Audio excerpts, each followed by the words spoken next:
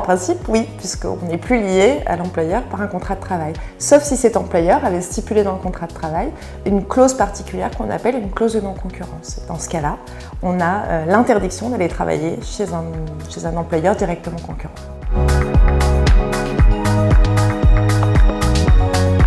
Un salarié peut venir nous consulter pour vérifier et valider avec nous que la clause de non-concurrence à laquelle il est tenu est bien valable, parce que dans certains cas, la clause n'est pas valable puisqu'elle ne comporte pas toutes les conditions. Par exemple, elle n'a pas de contrepartie financière.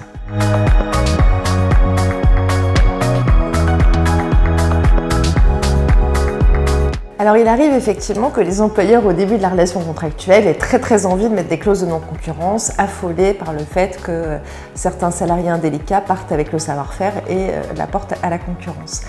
Mais il se trouve aussi que souvent, en fin de relation contractuelle, ils se disent oh, finalement, ce salarié n'est pas si bon que ça, il ne va pas me nuire beaucoup et j'ai plutôt envie de renoncer à la clause de non-concurrence.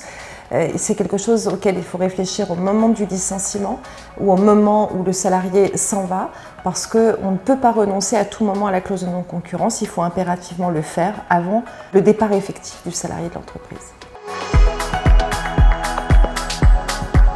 Alors non seulement c'est des choses pour lesquelles on est régulièrement consulté, mais c'est des choses qui peuvent coûter très cher aux entreprises si elles oublient de lever la clause de non-concurrence, et ça peut vite faire des milliers d'euros.